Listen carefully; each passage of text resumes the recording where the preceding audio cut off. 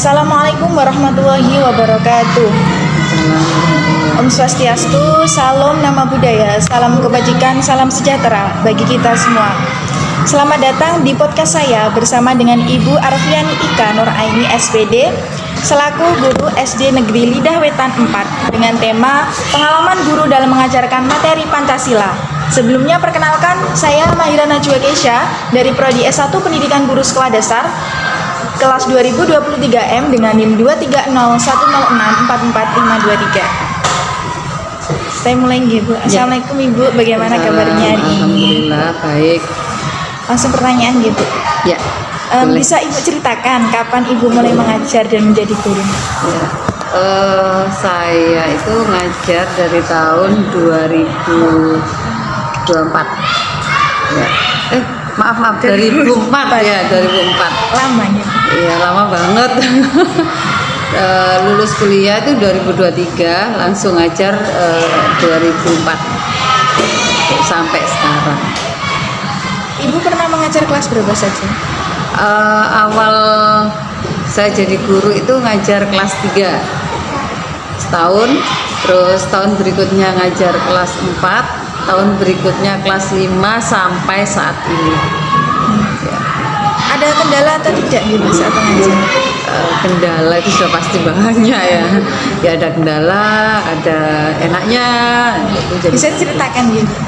Masalah kendala salah satu sarana prasarana ya, itu sudah pasti kendala yang utama.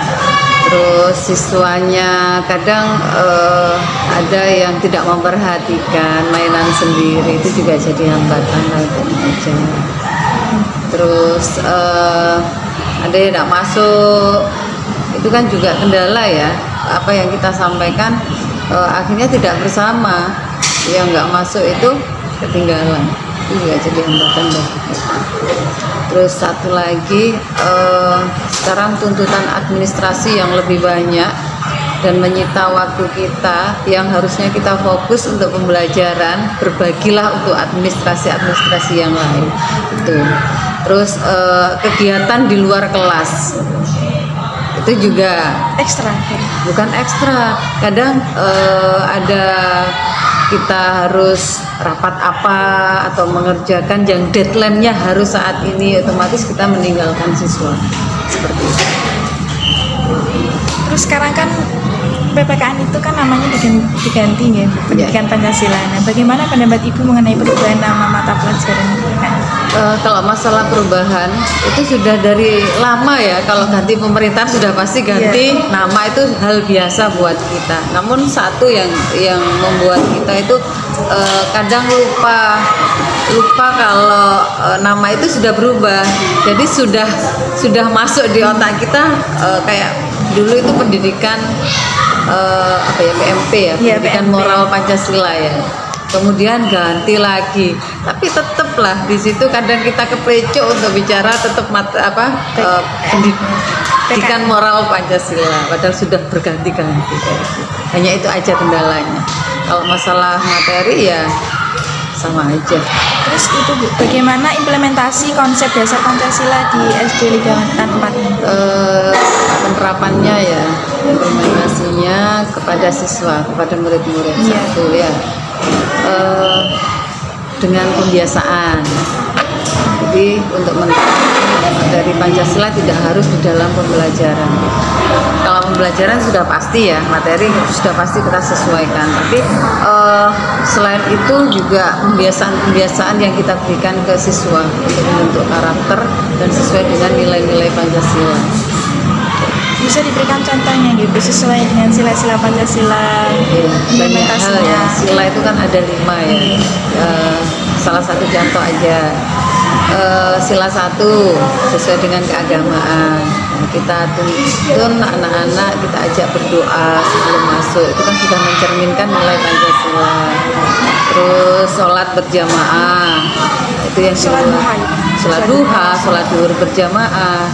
Kalau kelas tinggi kan pulangnya juga lebih dari duhur kan, jadi kita ajak sholat bersama, sholat jamaah itu. Terus kalau sila yang lain ya, menghargai, menghormati teman, itu kan juga masuk. Jadi sesama teman harus saling menghargai. Terus membuang sampah sembarangan, itu kan juga bentuk dari implementasi kita dari Pancasila. Terus kalau sila keempat, Musyawarah, ya kan? Musyawarah sudah pasti kita terapkan ke anak-anak sebelum atau awal tahun ajaran baru. Kita ajak anak-anak musyawarah pemilihan ketua kelas, ya kan? Itu salah satunya, dan masih banyak lainnya musyawarah itu. Atau gini, satu contoh lagi, diskusi kelompok, itu kan juga Iya. musyawarah. terus menurut Ibu mengapa nilai Pancasila perlu diterapkan di lingkungan sekolah dasar? Ya, sangat perlu banget ya, karena perilaku kita kan harus mengacu pada nilai-nilai Pancasila ya. Jadi penanaman karakter juga. Jadi dari hal yang nggak baik bisa kita tunjukkan supaya anak-anak perilakunya juga tidak menyimpang. Untuk apalagi zaman saat ini. Gitu. Terus bagaimana cara Ibu menanamkan nilai-nilai Pancasila pada siswa? Cara menanamkannya banyak hal ya. Pembiasaan tadi sudah saya sampaikan. Jadi sebelum pembelajaran dimulai, pembiasaan itu kita berikan, atau ketika pembelajaran kita sampaikan, kemudian meminta untuk diterapkan dalam kehidupan sehari-hari. Terus hambatan-hambatan apa saja yang Ibu hadapi ketika membentuk perilaku siswa berdasarkan nilai Pancasila, dan bagaimana cara Ibu mengatasinya? Hambatan sudah pasti ada ya, hambatan. Salah satunya contohnya ini kebiasaan anak-anak di rumah. Itu faktor lingkungan juga sangat mempengaruhi. Kalau di rumah sudah makan, contoh ya ini, makan langsung aja tanpa doa. Untuk mengubah ke arah itu, kadang anak-anak kita ajak makan bersama, sudah langsung dimakan gitu aja tanpa doa. Atau kepada temannya suka mengejek, bahasa-bahasa kotor dari rumah, itu masih terbawa ke sekolah. Ada yang lain? Itu hambatannya. Iya, hambatan kan tadi untuk mengimplementasikan di siswa. Menurut Ibu, apakah nilai-nilai Pancasila sudah benar-benar diterapkan pada anak sekolah dasar melihat perilaku anak zaman sekarang? Sudah. Walaupun tanpa ada pembelajaran ya PKN, untuk nilai-nilai Pancasila sudah pasti kita terapkan ke anak-anak. Pembiasaan itu kan juga di luar pembelajaran kan. Terus bagaimana Bu implementasi Bhinneka Tunggal Ika di sekolah? Bhinneka ya, Bhinneka itu berarti keanekaragaman ya.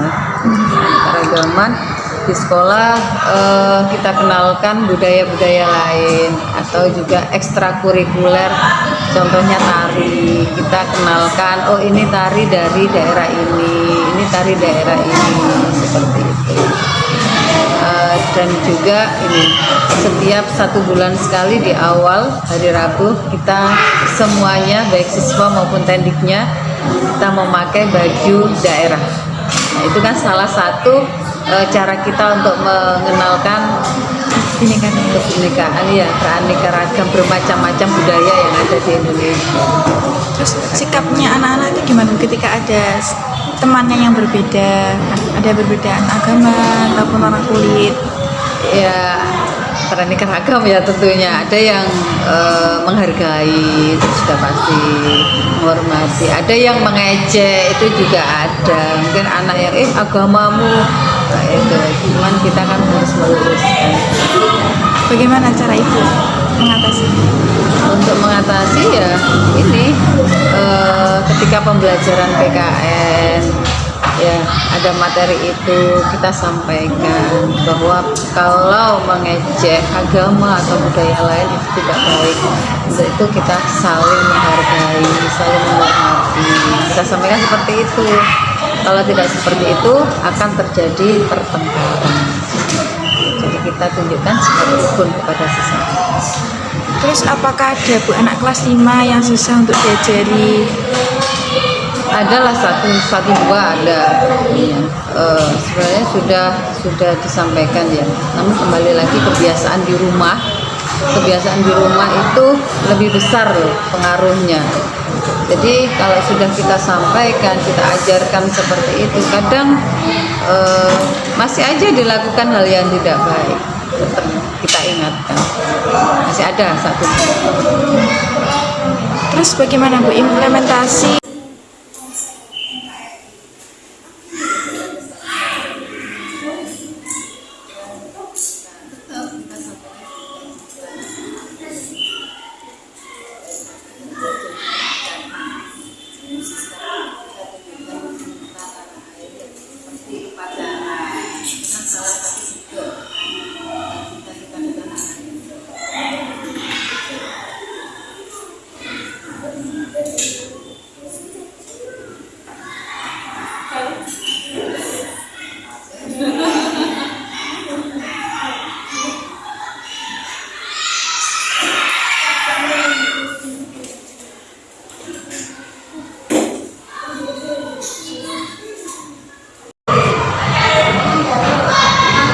Nah, menurut Ibu, mata pelajaran PKN ini mengapa sangat penting? Satu, bisa kita mengajarkan perilaku yang baik. Terus apalagi ya, bisa membentuk karakter anak-anak. Jadi dengan pembiasaan seperti itu bisa bisa mengajarkan anak dari perilaku yang nggak baik. Anak-anak bisa mengubah, oh ini ya perilaku yang baik dan sesuai dengan nilai-nilai Pancasila. Karena apa? Pancasila itu kan merupakan pedoman dalam kehidupan. Kalau menyimpang dari nilai-nilai Pancasila kan juga tidak baik. Jadi dari nilai-nilai Pancasila itu sudah dituangkan di situ dari sila 1, 2, 3, 4, 5 itu kan sudah diajarkan perilaku yang baik ya untuk anak-anak. Makanya sangat penting sekali. Selain perilaku juga kita bisa menanamkan jiwa kepahlawanannya, cinta tanah airnya. Jadi memang sangat bagus pembelajaran PKN bisa kita berikan ke anak. Terus kalau adakah anak di SD Dawetan Empat ini melakukan penyimpangan yang tidak sesuai dengan pembelajaran PKN? Tidak sesuai dengan nilai Pancasila ya? Iya. Ya ada, pasti ada. Tapi makanya itu Mbak ya, dengan pembelajaran PKN itu dari anak-anak yang tidak tahu, oh ini perilaku tidak baik, oh ini perilaku baik kan tidak tahu. Kita tunjukkan dari pembelajaran itu, sehingga anak-anak dari pembelajaran yang sudah didapat itu bisa membedakan, oh ini perilaku kita yang nggak baik, oh ini perilaku kita yang sudah baik. Namun dari hal itu masih ada. Tadi sudah saya sampaikan, pengaruh atau faktor keluarga, lingkungan itu sangat besar sekali. Jadi apa yang sudah kita sampaikan ke anak-anak, oh ini ya kalian harus bersikap seperti ini. Namun pola yang diterapkan di rumah, tadi sudah saya sampaikan kan. Jadi kebiasaan yang di rumah itu masih terbawa di sekolah. Nah itu. Terus kan sekarang anak SD banyak Bu ya yang melakukan penyimpangan, bullying. Nah ya, yang ngetren sekarang itu bullying. Padahal masih kecil-kecil tapi sudah melakukan bullying. Bagaimana tanggapan Ibu dan apakah dihukum gitu sama sekolah? Kalau ada yang melakukan bullying ya, mungkin saya bercerita sedikit untuk awal supaya tidak terjadi bullying.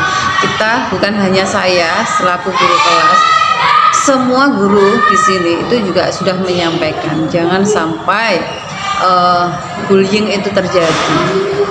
Bagaimanapun dilindungi hukum ya. Itu kita sampaikan baik ketika upacara, ketika pembelajaran di kelas, tidak ada hentinya kita menyampaikan itu jangan sampai terjadi bullying.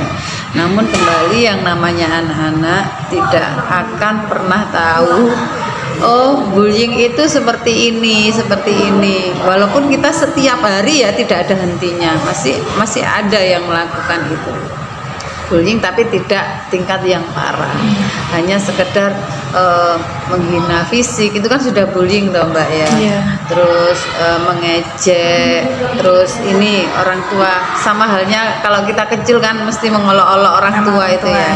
Nah itu, namun peranan guru di situ tetap memberikan wawasan, jangan sampai terjadi bullying lagi, kita ingatkan. Jadi kalau memang terjadi bullying seperti itu tetap kita ingatkan, kita tegur berkali-kali. Tapi kalau sudah tingkat keparahan ada, baru kita bawa ke enggak Mbak, jangan ke hukum dulu lah. Bahaya, namanya anak-anak kan Sekolah. iya, kita dudukkan bersama di sana. Nah, tapi kalau sudah seperti itu masih tetap aja orang tua, barulah kita Panggil. panggil gitu. Pernah terjadi Bu, bullying? Pernah Yang paling parah seperti apa? ya itu menghina fisik. Di kelas 5 ini ada kan yang ya maaf ya Mbak, ada yang kekurangan sedikit, mungkin di wajahnya agak ada cacat gitu ya. Nah itu dihina yang kayak monyet yang apa gitu. Akhirnya amarah ini muncul dari anak yang dihina, ini kan sudah bullying kan, saling mengejek, akhirnya terjadi pertengkaran. Sudah akhirnya saya panggil, saya selesaikan di situ, dan memang saya sampaikan ke orang tua. Enggak, saya panggil, hanya by phone aja saya sampaikan. Jadi dengan seperti itu saya jangan sampai terjadi kembali, saya kasih tahu di rumah juga. Jadi ada kerjasama saya dengan orang tua. Seperti itu. Terus setelah penanganan apakah anak tersebut masih melakukannya? Enggak, sudah. Sudah. Iya, enggak. Sekarang alhamdulillah hampir tidak ada. Jadi ya itu tadi Mbak, tidak ada habisnya kita sebagai guru ngomongi terus gitu. Jadi ayo kita rukun. Ini dari lingkungan kecil ya, di kelas kita, satu kelas ini seperti keluarga. Jangan sampai ada yang saling menghina, jangan ada yang saling mengejek. Ayo kita rukun. Nah, itu kan juga sesuai dengan nilai-nilai Pancasila toh. Iya. Jadi sekarang sudah tidak ada gap-gapan lagi juga. Sudah satu kelas ini alhamdulillah antar sesama, antar teman tidak ada yang saling seperti itu. Itu pun proses. Terus bagaimana ya Ibu menyesuaikan materi Pancasila agar sesuai dengan pemahaman dan perkembangan anak-anak sekolah dasar? Materi kan sudah ditentukan sebenarnya ya. Seperti saya ambil contoh hak dan kewajiban, itu kan ada ya materi di PKN. Nah, itu kita sampaikan ya materi itu dan kita terapkan. Jadi anak-anak melakukan hal itu sesuai dengan kesehariannya. Jadi kita tuntut untuk melaksanakan. Terus hak-hak apa Bu yang didapat anak-anak di sekolah seperti apa? Haknya ya banyak tuh Pak. Yang satu ya sudah pasti menerima ilmu gitu. Namun dari pembelajaran PKN, nah di situ anak-anak bisa lah kembali lagi membedakan hal yang baik dan hal yang buruk. Jadi masih kalau berperilaku itu masih dalam koridor nilai Pancasila. Terus kewajibannya? Kewajibannya ya tentu saja mematuhi tata tertib yang ada, belajar. Terus apa nih Bu tantangan terbesar yang Ibu hadapi dalam mengajar Pancasila? Tantangan dari anak-anak tidak tahu ya. Anak-anak nggak tahu, jadi penanaman konsep ya kembali, anak-anak tidak mengerti Pancasila itu apa, nilai Pancasila itu apa ya, jadi kita berikanlah sedikit demi sedikit seperti itu untuk pemberian untuk anak-anak biar tahu ya. Nah, pembiasaan sebenarnya berawal dari pembiasaan anak-anak. Kalau sudah terbiasa dengan apa yang dia lakukan, lama-lama juga ini menjadikan hal yang sudah bukan hal yang tabu lagi ya, bukan hal yang anak-anak nggak tahu, sudah jadi hal biasa dalam sehari-hari untuk melakukan. Kan gini Bu ya, kan pintar itu anugerahnya Tuhan. Ya. Kalau memang benar-benar nggak bisa gitu, terus cara ngatasinya itu gimana? Kalau PKN itu tidak ada kata nggak bisa, anak itu pintar, anak itu enggak Mbak. Kalau PKN itu kan lebih cenderung ke perilaku kita kan, walaupun anak itu kita anggap nggak mampu dalam arti pikiran ya, otak. Tapi kalau kita ajak penerapan dalam sehari-hari, ayo kita berperilaku seperti ini. Contoh aja membuang sampah pada tempatnya, itu kan tidak butuh yang cerdas, yang pintar kan, kayak gitu. Jadi kalau masalah kepintaran, kepandaian itu saya rasa nggak ada pengaruhnya terhadap nilai-nilai Pancasila. Jadi kalau anak itu kita ajak untuk melaksanakan atau berbuat, ya melakukan itu dalam keseharian, saya rasa gampang, mudah lah untuk melakukan. Terus bagaimana Ibu memotivasi siswa untuk aktif berpartisipasi dalam diskusi tentang nilai-nilai Pancasila? Diskusi ya. Kembali lagi ke poin materi sila keempat ya. Ayo anak-anak kita diskusikan ini. Jadi dengan diskusi ini kita sudah menerapkan sila keempat. Itu juga nantinya di dalam apa ya? Itu kan ada ya nanti kalau ujian atau asesmen apa, akan lebih mudah anak-anak. Bahwa sila 4 itu diskusi. Terus kan biasanya tuh kalau kelompok kan saya nggak mau sama ini, nggak mau sama ini. Nah ini biasanya tuh gimana gitu? Keaktifan akan dinilai. Kita beri reward seperti itu. Jadi dengan adanya reward seperti itu, anak-anak akan antusias.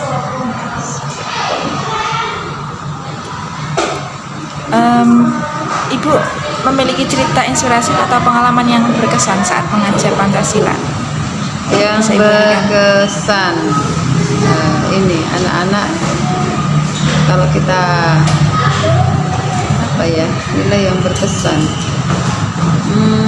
upacara terutama ya.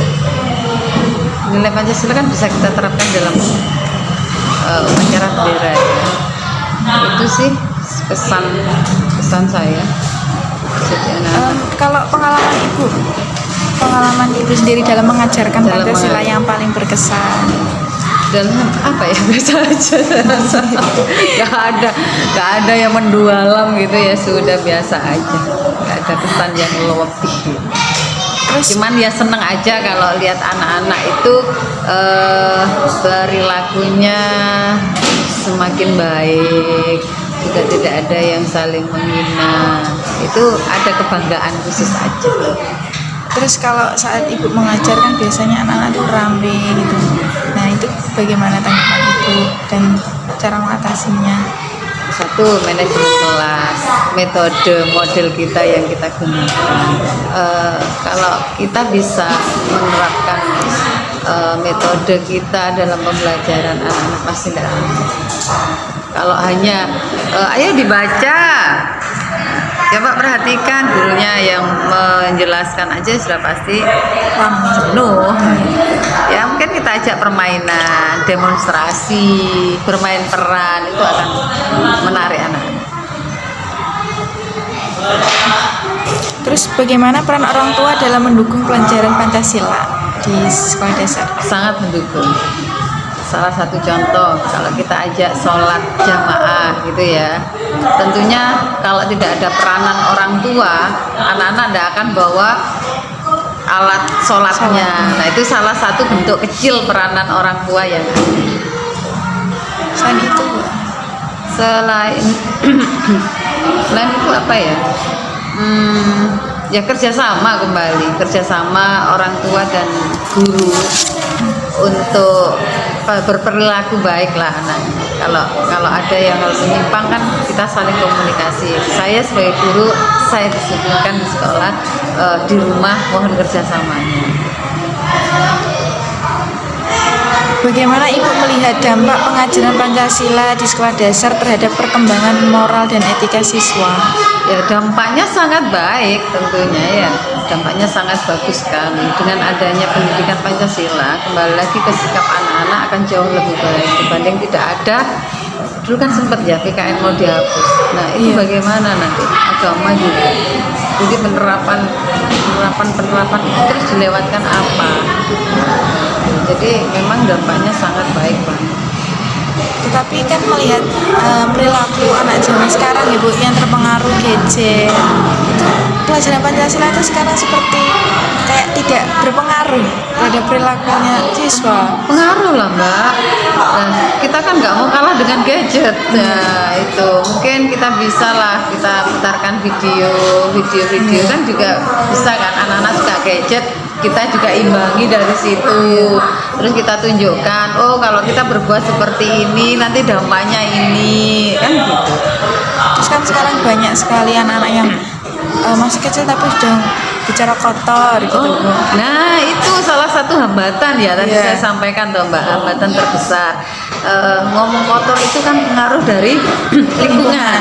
Itu kita mengubah seperti itu, kita tegur terus. Kalau memang nggak bisa ya kita. Iya karena kebiasaan. Jadi tadi Mbaknya kan bertanya, hambatan terbesar pengaruh dari lingkungan.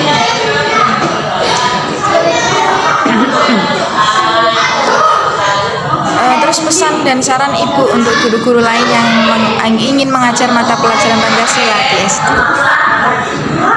Kita tidak bisa memberikan pesan dan kesan ke guru lain-lain Mbak, karena apa? Kita punya style masing-masing ya. Kita punya cara masing-masing untuk memberikan materi PKN kepada siswa.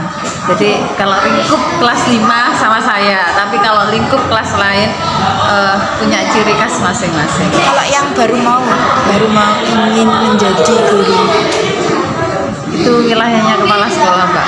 Ya mungkin kita sebagai teman hanya sharing gitu aja. Kalau tapi untuk memberikan yang lebih dalam, enggak.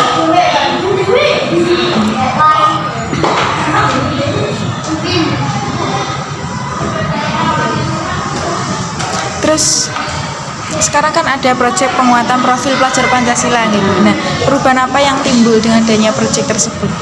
Ini Mbak, kalau mengenai profil Pancasila ya, kelas 5 itu belum kurmer. Jadi masih K13. Yang kurmer itu di kelas 1 sama 4. Jadi kalau seperti itu saya belum saja. Ya sedikit-sedikit kita terapkan sih, tapi kan belum sepenuhnya. Seperti apa nih proyek-proyek ini? Ya itu tadi Mbak, karena kita masih kurtilas, kita kelas 5 masih K13. Untuk yang kurmer ada di kelas 4 sama kelas 1.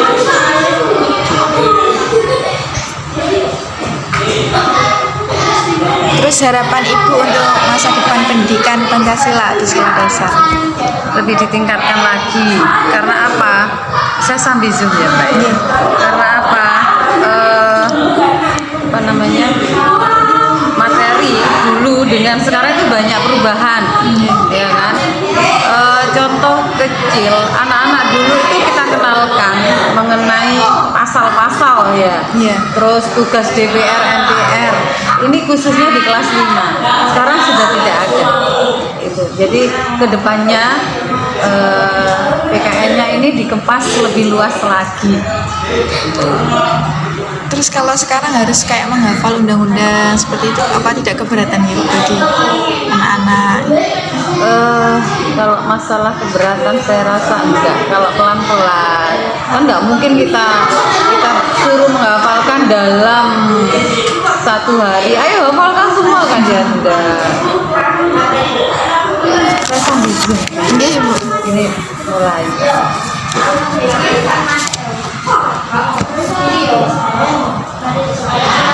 Terus yang kembali ke yang itu Bu, yang sila persatuan. Kenapa? Sila persatuan. Persatuan sila 3. Ya, sila ketiga. Cinta tanah air, tidak bertengkar. Kalau di dalam kelas ya, jadi wilayah kecil ya, kita bicara wilayah kecil ya itu terhadap teman tadi sudah saya sampaikan juga.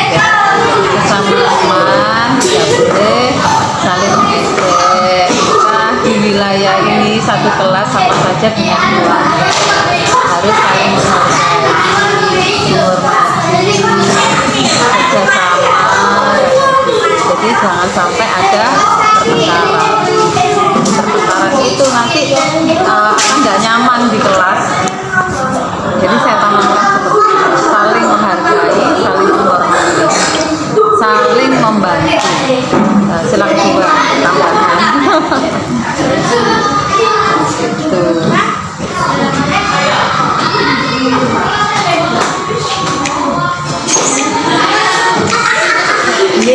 pun. Sudah. Ya, tidak terasa waktu berlalu begitu cepat. Terima kasih Ibu Ika yang sudah meluangkan waktunya. Sampai jumpa di lain waktu. Assalamualaikum warahmatullahi wabarakatuh. Waalaikumsalam warahmatullahi wabarakatuh.